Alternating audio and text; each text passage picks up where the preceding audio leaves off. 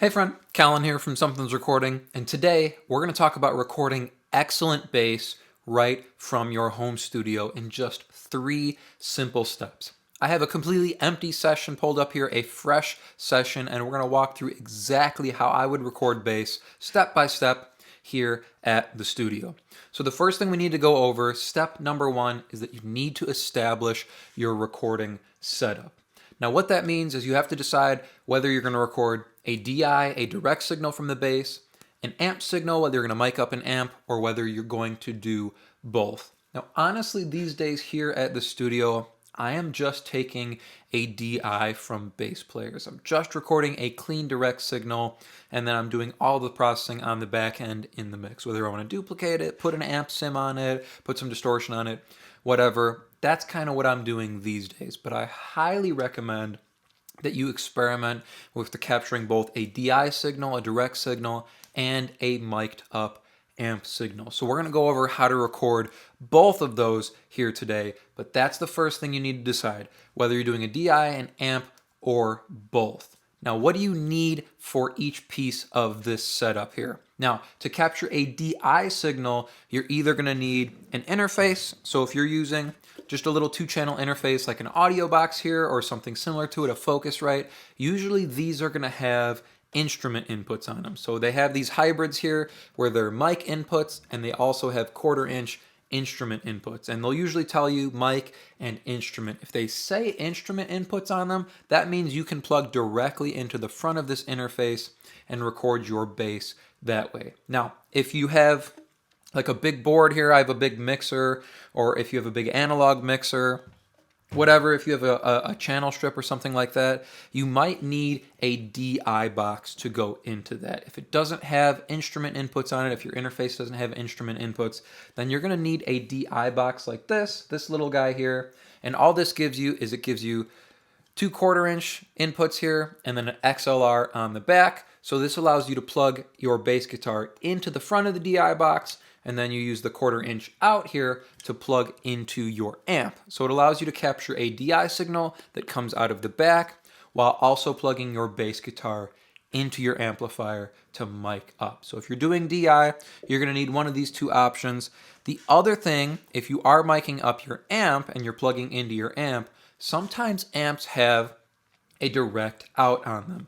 The amplifier we're using here today actually does have a line out, a direct out on it, so we are able to plug directly into the front of the amplifier and then run an XLR out of the line out, the direct out on the amp, and we can capture our DI that way. So it's kind of nice that we don't have to run a DI box and do all this other setup, run all these other chords, because the interface here doesn't have instrument inputs. It just has regular 1/4-inch line inputs on it, which is what a mixer usually has. So that's step number 1. We need to establish our recording setup. Our recording setup here for today is we're going to capture a DI using the direct out on the amp, and then we're going to capture the amp signal by miking up the amp.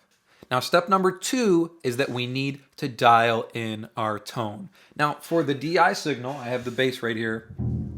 For the DI signal, all that means is kind of adjusting the tone knobs on your amp. If you are running into a channel strip or an EQ or something like that, you can do a little bit of EQ on the channel strip. We're just running clean into the interface here today.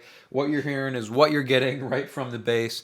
So all that means tone-wise is just adjusting the tone knobs on our bass guitar to get the tone we want out of the bass. Now, if you are doing both DI and amp like we're doing here today, I highly recommend that you set the tone for the DI first. So that means adjusting the tone knobs on your bass guitar before you go and adjust any EQ or any tone knobs on the amp. We have everything set the way we want it, the way I usually track bass here at the studio.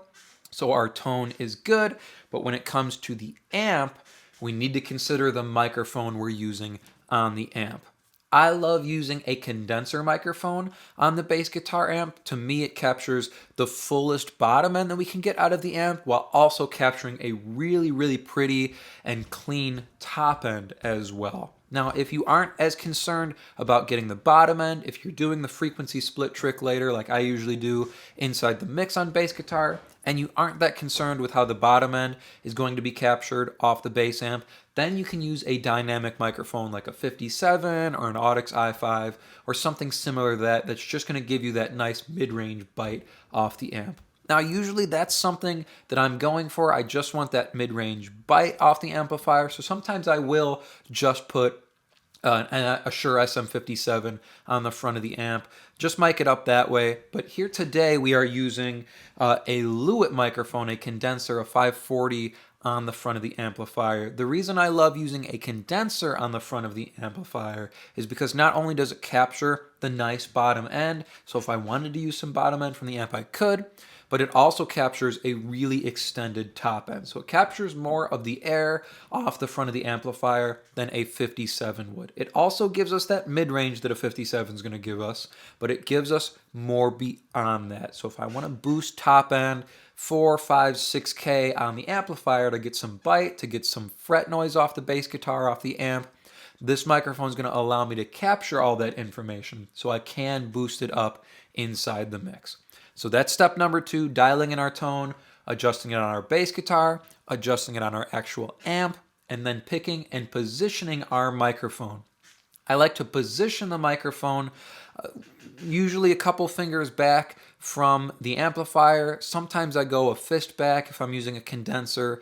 Today I'm not going all the way a fist back off the amplifier, like 2 or 3 fingers back off the amp. It allows me to capture the sound really directly without getting a lot of room noise here, because you can see it's relatively a big room that we're recording in, and we're close to the floor, so I don't want to capture too many reflections off the floor, too many reflections for the room. So I am pretty close here up on the bass amp, but it allows me to capture a really clean tone, and I don't have to push the volume of the amp so hard to get a good level coming into the condenser microphone. Now you can shift the microphone to also change the tone as well. I'm not a big fan of trying to change the tone of the bass guitar by positioning the microphone differently. I'd rather just change the tone on the amplifier or change the tone directly on the bass guitar. I want to get the tone I want directly from the bass, and then from the amplifier, and then if I need to move the microphone off the cone, back a little bit, closer to the cone, I can do that to change the tone. But I'm not a huge fan of trying to get the tone I want from the bass by moving the microphone. The microphone choice is more important to me than trying to position the microphone really carefully, just off the center of the cone or back from the cone to try and get the tone I want. It's easier to kind of just change the volume on the bass amp, or to just change the EQ on the bass amp, or change it using the volume and tone knobs on the bass guitar. So that's kind of my philosophy on getting tone using the microphone and positioning it on the front of the amp. So we've covered step number 1. We've covered step number 2. We're doing a whole lot of talking here. I promise we're going to be doing some recording with the bass guitar here with our step number 3. So I'm going to grab the bass guitar here. Step number 3 is to set our input gain. So let me pick up the bass guitar here. I'm probably going to make a whole bunch of noise as I do this. All right. So, like I said, we've already got our tone knobs, our volume knobs adjusted here on the bass guitar.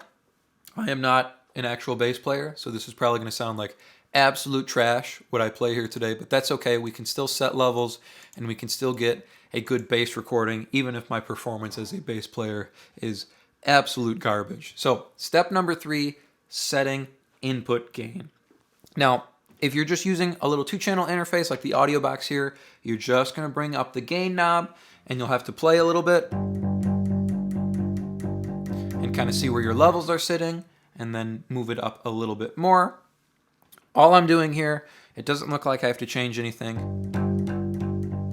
If we're looking here at our actual input gain on our bass coming in, I like the bass guitar to be sitting around -12 or so. So we can see the mic here, so the signal coming off the amp is sitting about where I want it. I could actually give the DI an extra dB or so. So I'm just going to go to the DI channel here and give it another dB of gain.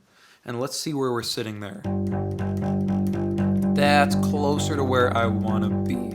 I could even go 1 more dB up and try and get them more even. So we'll do that. Give it another click there. Let's see where we're sitting. That's perfect.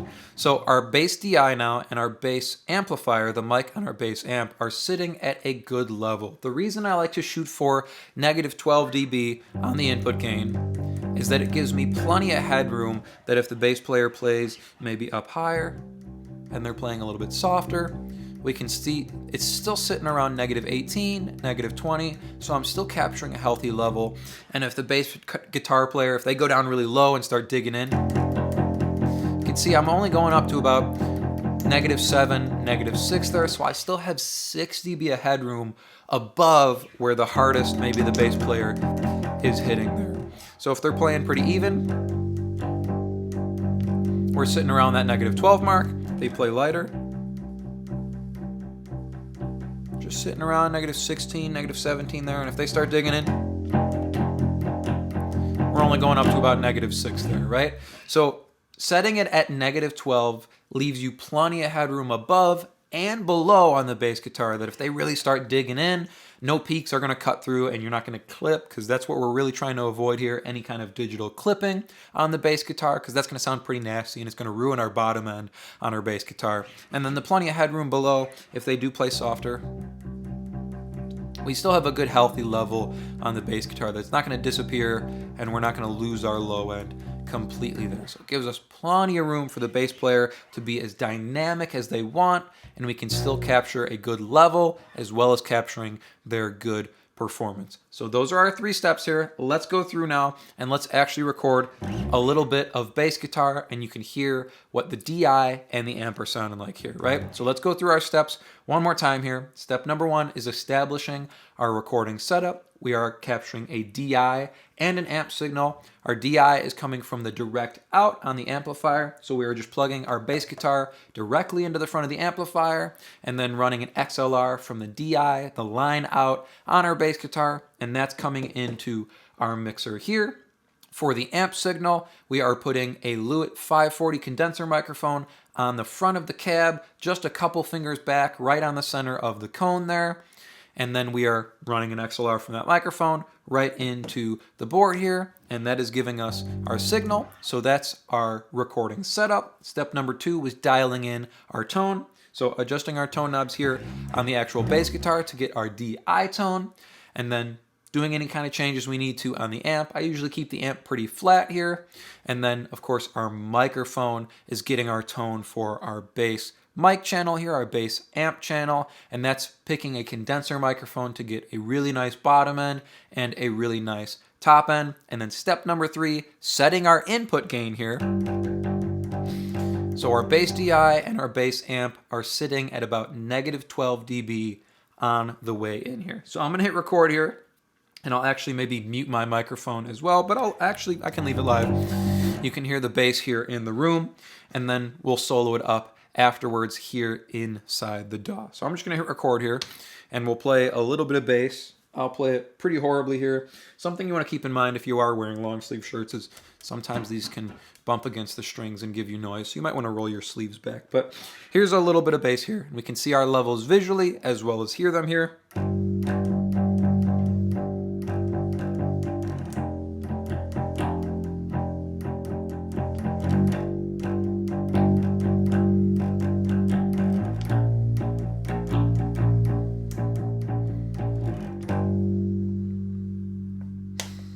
All right, so we've got a little bit of bass there, and we can look at our actual signals there, making a lot of noise as I set the bass guitar down here. We'll stop our recording. So you can see visually here, we have a very healthy level on our bass guitar. It's not too loud. We're not going up towards clipping there when we go down and hit our louder lower notes.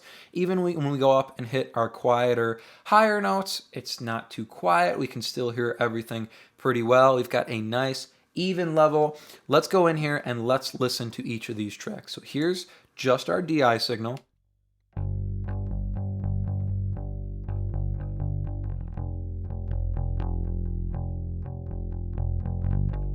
Nice and clean DI, awesome. And then here is our amp signal.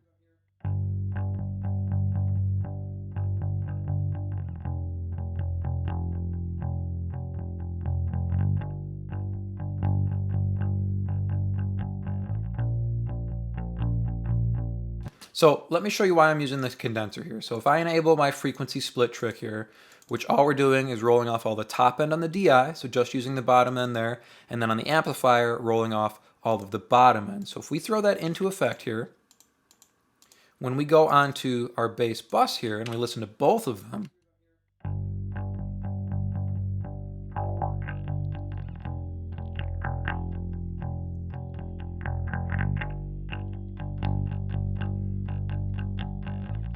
hear all of that top end, that fret noise, that pick noise, the air coming off the amp. We have all of this up here that we can use, and we can even just boost the volume on the amp signal if we want to get more. We can put distortion on it, we can do all this stuff to it, but because we got the tone we want on the way in, we have this flexibility to do anything we want to this bass signal on the back end here. So our 3 simple steps for recording excellent bass guitar at home. Step number 1 is establishing your recording setup, whether you're capturing a DI, an amp signal, or both a DI and an amp. Step number 2 is dialing in your tone, so using your tone knobs on the actual bass guitar, setting your tone knobs on the bass amp, and choosing which microphone, whether it's a condenser or a dynamic microphone, to place on the amp. And then step number 3 is setting your input gain so your bass guitar is coming in around -12, giving you plenty of headroom above and below your bass guitar. I hope that was helpful for you. If you're looking to go a little bit deeper into the mixing process and really start to dial in your workflow as an audio engineer, then I have just the tool for you, and it is completely free. It is my 7-step mixing checklist, and it's just a simple PDF that will walk you through the entire mixing process step by step to help you get professional and radio-ready mixes without any more of the hassle and without any more of the guesswork. Like I said, completely free to download. You can get access to that by clicking the link below in the video description. Thank you so much for watching here today, and I will see you in the next video.